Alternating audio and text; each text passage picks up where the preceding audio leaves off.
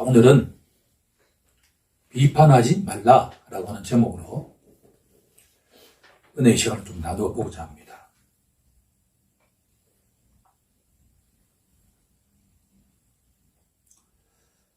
오랜만에 친구들을 이렇게 동료들을 만나보면 내가 앞에 있으니까, 목사인 내가 앞에 있으니까 좀 조심해서 표현하긴 하는데, 기독교인들이 왜 그렇게 행동하느냐라는 취지예요. 그것도 그럴 만한 것이, 우리나라의 기독교인이 적게 잡아도 10%에서 15%는 될 텐데, 국가 지도자층이 100명 있다고 한다면 그 가운데 최소한 10명 내지는 15명이 크리스찬이 있다는 이야기잖아요. 그렇죠? 그런데 우리처럼 일반인들이 보기에도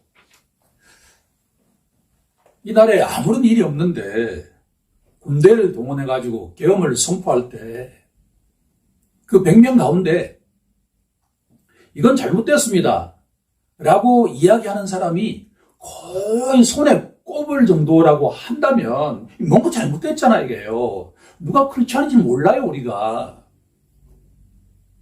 저는 이 문제에 대한 진단을 혹시 크리스찬들이 성경을 잘못 이해하고 있는 게 아닌가라는 데 시작하고자 합니다. 예를 들면 오늘 본문 말씀 속에 너희가 비판을 받지 아니하려거든 뭐 하지 말라고 예수님이 말씀하시죠? 비판하지 말라라고 말씀하세요. 이 말을 그냥 문자적으로 받아들이면 혹시 교회에, 특히 대형 교회에 있는 목사님들이 여러분들 절대 비판해서는 안 됩니다 라고 선포를 하고 성도들이 혹시 그렇게 받아들인다고 한다면 이건 큰 오산이다라고 하는 거예요. 이 말씀은 그런 의미가 아니에요.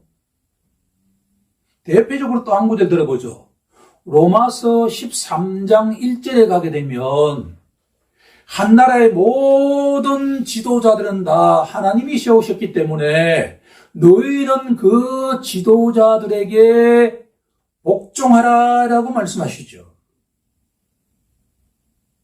혹시 이 말씀에 의지하여 하나님이 세우신 대통령이, 하나님이 세우신 우리의 사장이, 회장이 이런 그릇된 말을 하더라도 비판하지 말라, 순종하라라고 이해한다면 이건 엄청나게 오해하는 것이다라는 이야기죠.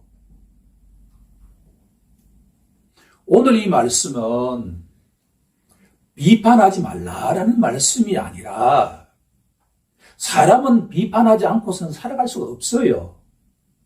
무슨 말이냐 그러면 사람은 자기 나름대로의 판단과 상식이 있기 때문에 누군가가 대통령이 아니라 그 누구라도 자기의 배우자이든 자기의 부모이든 자신의 자녀든 누구든 간에 잘못된 말을 하면 어떤 이야기를 하고 싶죠?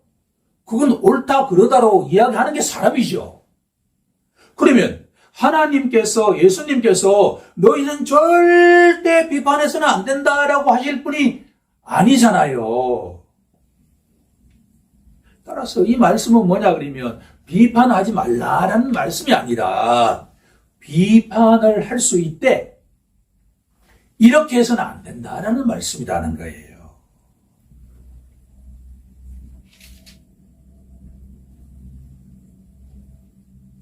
제가 신학대학원에 가기 전에 제 속에 어떤 생각이 있었냐 그러면 예수님이 비판을 받지 아니하려거든 비판하지 말라라고 말씀하셨으니까 가능하면 내가 비판하지 않아야지라는 생각을 가끔 했습니다. 틀린 이야기는 아니에요. 그런데 어떤 수업에서 사도행전 15장 이야기를 하면서 그 내용을 찬찬히 설명을 해주시는데 논점은 뭐냐 그러면 이방인들에게도 구원이 있느냐에 대한 논점이에요. 구약 성경에 보면 이방인들은 유대인들의 총회에 들어오라 그랬습니까? 들어오지 말라 그랬습니까? 들어올 수가 없다라고 했죠. 이 이야기 확대 해석에 보면 이방인들은 구원이 있다는 거예요? 없다는 거예요? 없는 것처럼 들리죠. 그런데 사울이라고 하는 이 젊은이가 예수를 믿는 자는 이단이기 때문에 그 모든 자를 바퀴벌레를 박멸하듯이 박멸해야 된다라고 했던 이 친구가 어느 날 갑자기 확 바뀌더니만 사람들에게 어떤 이야기를 하냐 그러면 내가 잘못됐다는 거예요. 이방인들에게도 구원이 있다. 누구든지 예수를 믿으면 구원을 받는다라는 이야기를 막 하니까 예루살렘에 있던 그와 같은 교회에서 이게 어떻게 된 일이냐라고 해서 사도 바울과 바나바를 불러가지고 논쟁을 합니다.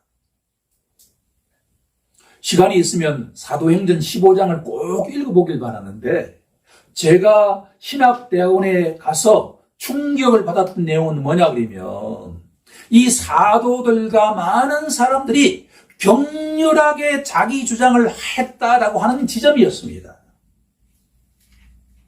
주님이 사랑하시는 성도 여러분, 혹시 예수 믿는 자들은 절대로 남을 비판해서는 안 된다라고 하는 이야기를 문자 그대로 받아들이는 경우가 있다 그러면 그건 오해다라고 하는 거예요. 예수를 믿는 자일수록 사리 분별을 해야 돼요. 불법적인 것을 대통령이 실행하려고 할 때, 자기의 보수가 실행하려고 할 때 정확하게 이야기를 하는 자가 크리스천이다라고 하는 게 예수님의 말씀이에요. 그런데 비판을 너희들이 할 수 있대. 이렇게 해서는 안 된다라고 하는 이야기예요. 제가 그 네 가지를 지금부터 이야기해 보고자 합니다. 첫 번째 갈로옵니다. 너희가 비판을 할 수 있대 땡땡 해서는 안 된다라고 하는 거예요. 그 첫 번째는 타인을 경멸하지 말아야 된다라고 하는 겁니다. 경멸하지 말아야 한다. 조금 조심스럽긴 하지만 구체적인 신뢰를 제가 좀 들어보고자 합니다. 트럼프 대통령이 지난 주말에 기자들과 질의응답을 하는데 프랑스 기자가 아무리 영어를 잘해도 그 속에 어떤 발음이 있을까요? 프랑스 액센트가 있지요. 일본 사람이 영어를 하면 일본인 특유의 액센트가 있다고 해요.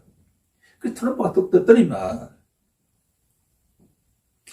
억양은 이해할 수 있는데 나는 당신이 무슨 말 하는지 이해할 수 없어요. 장관이 한번 답변해 보세요 라는 이야기예요. 이 경우는 우리의 전직 대통령을 떠올리게 하죠. 외신 기자들과 기자 간담회를 하는데 일본 기자인 걸로 내가 기억합니다. 제가 들었으니까. 일본 어투를 가지고 한국말로 열심히 질문을 했어요. 나는 다 이해가 됐어요. 그런데 대통령이 뭐라고 이야기하냐 그러면 야, 나는 무슨 이야기인지 모르겠다. 이게 예수님이 말씀하시는 뭐예요? 전형적인 비판하는 거예요. 타인을 경멸하는 거단 말이에요. 액센트가 이상하다는 그 한마디로 컨텐츠에 대한 이야기를 하지 않고 나는 당신 말하는 게 무슨 말인지 이해가 안 돼. 이건 타인을 비판하는 전형적인 케이스예요. 우리 모두 절대로 타인의 말에 경멸하듯이 답변하지 않는 우리 모두가 되기를 원합니다. 충분하게 다르게 이야기할 수가 있어요. 두 번째, 가끔 이혼, 숙녀 기간인가요? 캠프인가? 네. 그러니까 가끔 보아요. 근데 공통점 가운데 하나가 뭐냐 그러면 배우자의 잘못과 실수와 실패와 등등을 반복적으로 지적하는 케이스예요. 이 비판하는 것의 두 번째 유형은 뭐냐 그러면 타인의 잘못, 실수, 실패를 반복해서 지적하지 말라라는 이야기예요.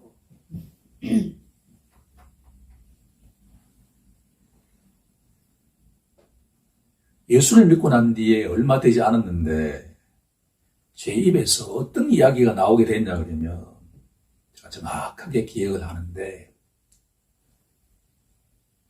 우리 동료 교수들과 함께 식사하러 가는데 한 차에 5명이 쫙 찼습니다.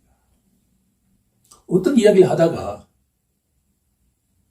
저는 참 허물이 많습니다 라고 하니까 예수 믿지 않는 두 사람이 이구동성으로 흠이 없는 사람이 있나요? 라고 이야기하더라고요.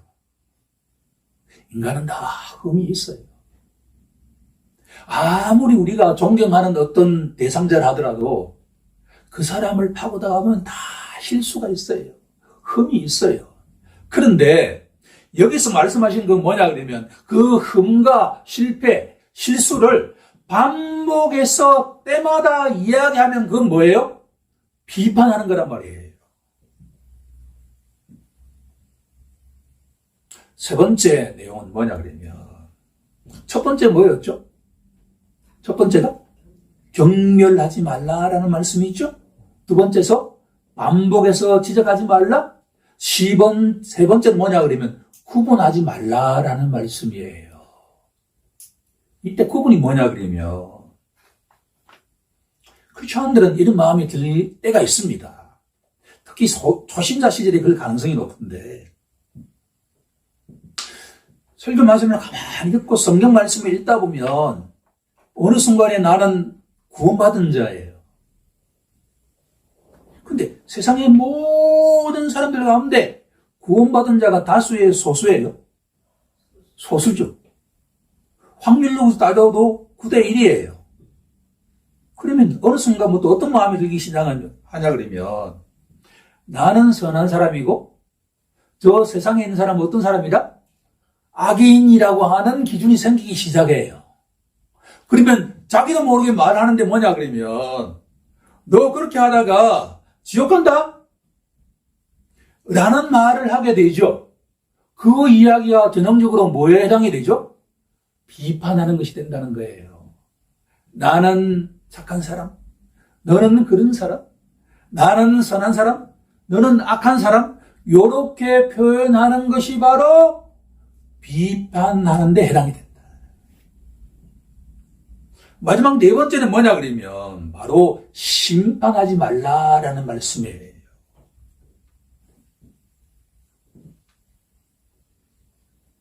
이것은 우리 사회에서 본다 그러면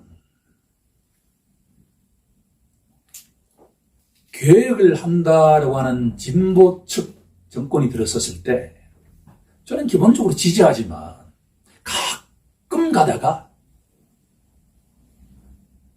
본인들이 마치 심판하듯이 대해요.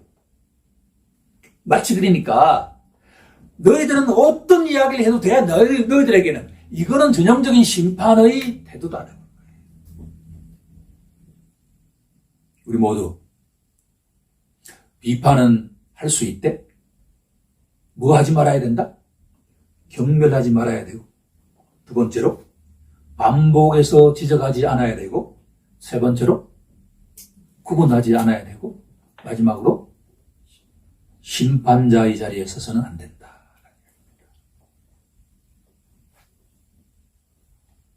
우리 모두 그렇게 되기를 간절히 소망합니다. 자, 두 번째. 성경 말씀은 참 이해하기 쉬워요. 오늘 본문 속에도 예수님께서 어려운 단어를 사용하나요? 안 하나요? 절대 어려운 단어를 사용하지 않아요. 당시에 누구라도 고기 잡는 사람이든 농사를 짓는 사람이든 장사를 하는 사람이든 누구라도 이해할 수 있는 단어를 사용하세요. 그런데 묵상하면 묵상할수록 이 말씀은 그 깊이가 너무 깊어서 깜짝깜짝 놀랄 때가 있다라고 하는 거예요. 성경은 뭐냐 그러면 세상은 어떤 식으로 주장하냐 그러면 유 메시지입니다. 우리 가정에서도 마찬가지입니다. 저도 예외가 아니에요. 너 잘못됐잖아. 우리 국감장을 한번 보면 알 수가 있습니다.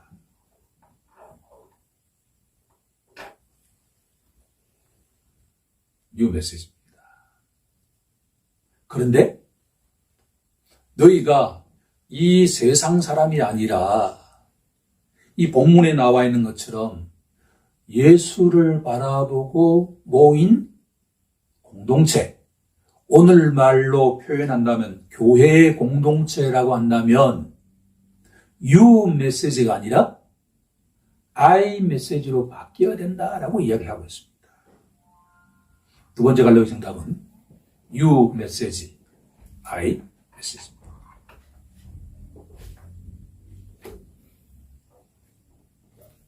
자, 우리 함께 본문 마태복음 7장 3절을 합독해 볼까요? 시작. 어찌하여 형제의 눈 속에 있는 티는 보고 내 눈 속에 있는 들보는 깨닫지 못하느냐. 티눈. 우리 봄바람 불 때 갑자기 눈에 들어가는 거 있죠? 그 티눈이에요. 근데 들보는 이 건물의 기둥 그런 의미입니다. 자, 사람은 누구라도 아까 뭐가 있다 그랬죠? 흠이 있죠. 허물이 있죠. 그런데 어느 순간에 뭐냐 그러면 타인의 허물은 티눈 정도로 조그마한 데 비해서 자기 자신 속에 뭐가 있냐 그러면 바로 들보처럼 큰 티눈이 조그마한 잘못이라고 한다 그러면 내 속에 있는 것들이 이렇게 클 수 있다라고 하는 것을 깨닫는 시점이 온다라고 하는 겁니다.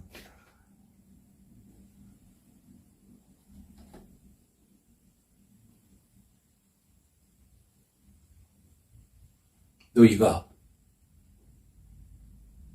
나를 따라오지 않고 세상 속에 살 때는 모든 사람들이 자기 자신보다도 타인에 대해서 관심을 가졌고 그 사람이 갖고 있는 잘못, 실수를 주목해 보았다고 한다면 이제부터는 그 사람들과 다르게 자신 속에 얼마나 잘못된 점이 많은지를 주목하는 사람이 되어야 된다라고 말씀하십니다.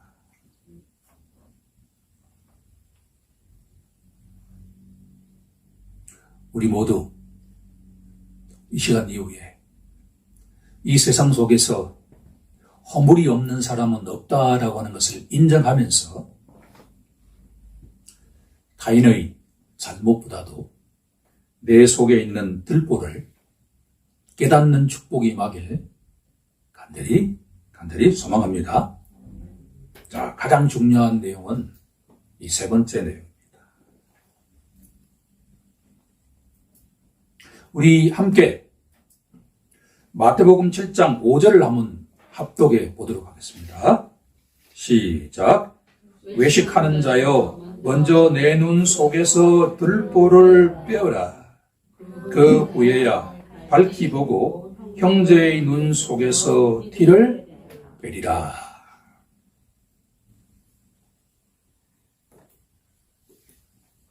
이 5절은 아주 재미있는 동시에 영적 의미가 너무나 많이 담겨 있는 내용입니다.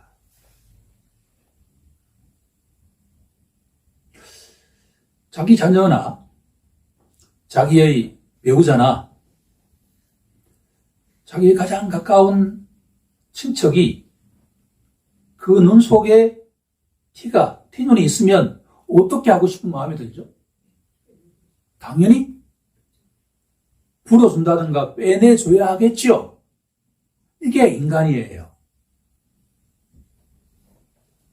자, 그런데 너희가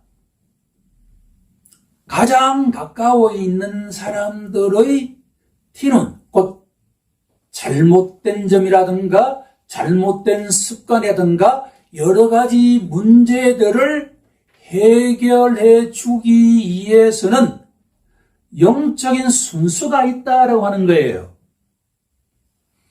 예수를 따르는 자는 뭐냐 그러면 자기 가정이든 자기 일터든 자기 사회 속에 티눈과 같은 그릇된 점이 있으면 눈으로 보고 지적하고 개선시킬 수 있는 능력과 기회를 가져야 되는데 그러기 위해서는 순서가 있다는 이야기예요. 선 티눈이 아니라 뭐라는 거예요? 들보를 빼야 된다는 이야기예요. 우리 사람은 뭐 하려고 하죠? 당장 자기 가까운 사람이 티눈이 있으면 뭘 빼려고 하죠? 티눈을 빼려고 하죠. 이게 사람이에요. 이게 예외 없어요. 자녀가 뭔가 잘못된 습관을 갖고 있다. 부모는 어떤 마음을 가지고 있을까요? 당연히 그걸 고쳐줘야 되겠죠. 그런데 예수님은 뭐라고 말씀하시냐 그러면 먼저 내 눈 속에 있는 뭘 빼내라? 들보를 빼내라.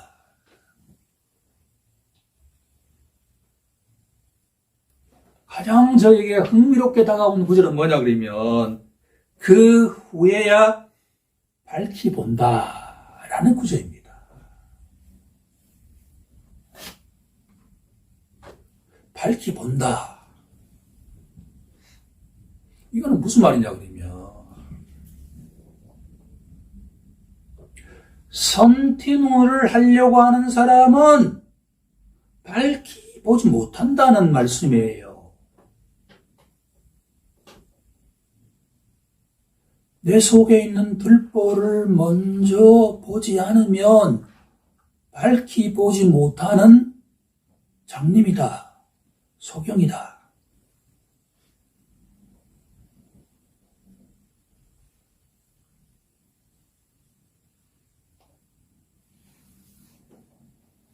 우리 속에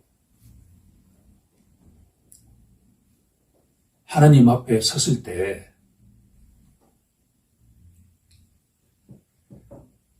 타인의 잘못이라든가 타인의 실수라든가 타인의 흠이라든가 이런 것들이 내 눈에 보이는데 어느 순간에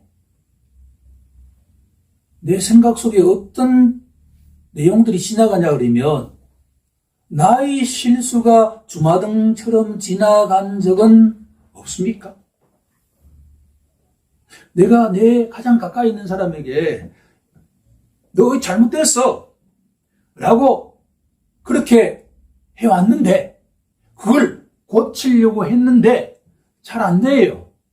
그런데 어느 순간에 내 생각 속에 그 유사한 경험들이 주마등처럼 지나가는 경험은 저 개인적으로 있습니다. 이게 뭘 의미하냐, 뭐냐 그러면 우리가 교회 속에서 한번 적용해 본다고 합니다면 목사는 어떤 자리에 있냐 그러면 교인들이 갖고 있는 티눈을 빼내주는 자리에 있는지도 모르겠습니다. 그게 무엇이든 간에.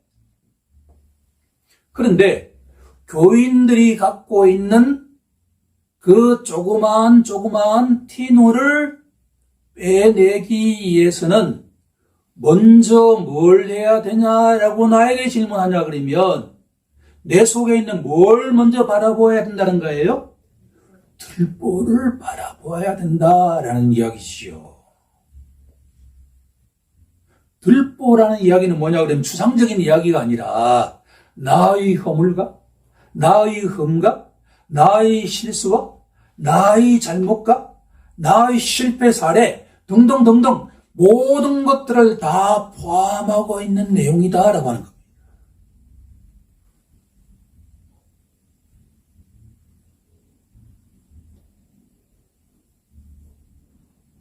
예수님의 말씀은 뭐냐 그러면 세상 사람들의 경우에는 눈에 보이는 그 들보에 집착하겠지만 뉴 메시지를 가지고 살아가겠지만 나를 따르려고 하는 너희는 이제부터는 자기 속에 있는 그 들보가 있다는 것을 인정하고 그것을 빼내려고 날마다 노력할 때 너의 영적인 눈은 정상적으로 떠지게 된다. 그러고 난 뒤에 뭘 빼내라는 거예요? 타인의 딩을 빼낼 수가 있다. 라는 내용입니다.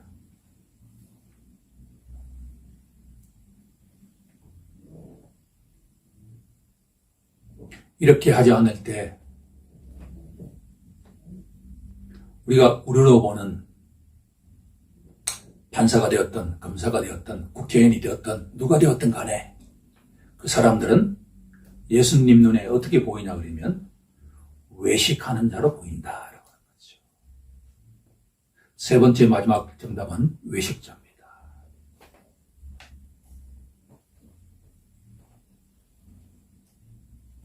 오늘 말씀을 이제 한번 정리하면서 새롭게 환기하는 시간을 좀 가져보고자 합니다.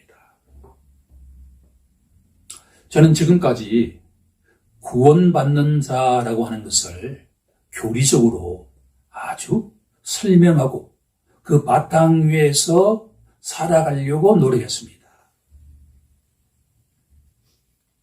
그런데 어려운 단어를 사용하지 않고서 구원받는 자가 누구냐라고 질문한다면 예수를 바라보고서 오늘 이 본문의 배경이 되고 있는 어떤 산에 예수님 말씀을 듣기 시작하는 자는 구원을 받기 시작했다라고 저는 정의하고 싶습니다. 이걸 오늘날 말로 번역해 보면 교회에 오는 자는 예수님 말씀을 듣는 자인데 그 자는 구원을 받기 시작했다라고 정의할 수가 있다.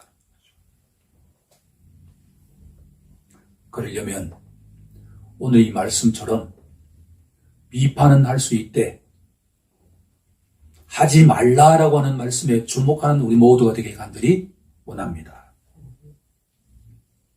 마태복음 18장에 가게 되면 재미있는 비유에 대한 내용이 나오죠.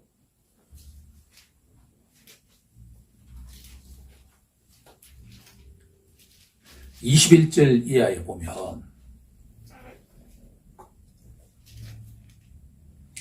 어떤 부자 주인이 어떤 사람에게 돈을 빌려주었습니다.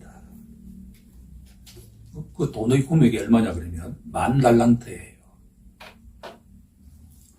이 10,000달란트라고 하는 이 액수는 이 종이 감당할 수 없을 정도로 많은 금액을 상징합니다. 처음에는 이 종이 이 주인에게 제가 못 갚으면 우리의 가족 모두가 평생 일해서 갚겠습니다라고 이야기합니다. 주인이 보기에 그건 불가능한 이야기예요. 그때 어떤 이유인지 모르지만 우리가 돈을 1,000억 정도 빚졌다 그러면 우리가 갚을 수 있을까 없을까요? 불가능하죠. 그래서 이 주인이 종에게 10,000달란트에 해당되는 이 돈을 탕감을 해주었습니다. 더 이상 갚지 않아도 돼. 감사할 일이에요? 아니에요? 감사할 일이죠. 그런데 이 종이 자기 집에 가보니까 자기한테 100달란트 빚진 자가 있어요. 자, 오늘 본문으로 적용해보면 이 100달란트는 뭘 상징하죠? 오늘 본문 내용에 티눈이잖아요. 아니, 이놈이 나의 황금 같은 돈 100달란트를 안 갚아? 그래서 바로 경찰서에 연락해가지고 감옥소에 보내버렸어요. 콩밥을 먹기 시작했다라고 하는 거예요. 이 억울한 사람이 너무나 억울해가지고 이 주인에게 하소연을 했어요. 주인이 이 종에게 너 내가 얼마나 탕감해 주었냐? 10,000달란트 탕감해 주지 않았느냐? 이 10,000달란트가 오늘 본문 속에는 뭐죠? 불보잖아요. 사람이 이런 존재예요. 타인이 잘못한 100달란트에 해당되는 티노는 중시 여기는데 자기 속에 있는 들보는 잊어버리는 것이 사람이다 말이에요. 근데 너희들이 예수라고 하는 이 사람을 따라가는 제자라고 한다면 너희들은 이게 어떻게 살아야 된다는 이야기죠? 나는 얼마의 빚을 탕감받은 자로 인식을 해야 되죠? 10,000달란트 빚을 탕감받은 자로 인식을 한다면 그걸 인식하는 순간에 나의 눈이 바로 뜨여진다 라는 이야기는 뭘 의미할까요? 좀 더 관용적으로 바뀌게 된다라고 하는 이야기지요. 왜 예수님께서 너희들이 있는 들보를 먼저 빼내면 너희 눈이 밝아질 것이다 라고 하냐 그러면 이 속에 들보를 인정하지 않을 때에는 타인을 아주 매정하게 대했는데 내가 10,000달란트 빚진 자다라고 하는 것을 인정하면 인정할수록 나의 눈이 어떻게 바뀌냐 그러면 관용적으로 바뀐다 말이에요. 사회적 약자는 빚을 지지 않고서는 살아가지 없어요.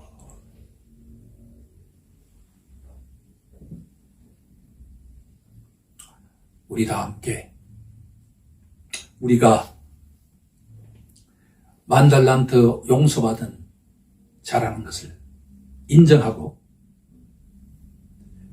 우리 가까이에 있는 우리 사회의 어떤 사람이든 그 누가 되었든 간에 좀 더 예수님처럼 관용적으로 자비적으로 긍휼적으로 바라보면서 그 사람의 티눈을 빼내주는 축복이 임하길 간절히 소망합니다.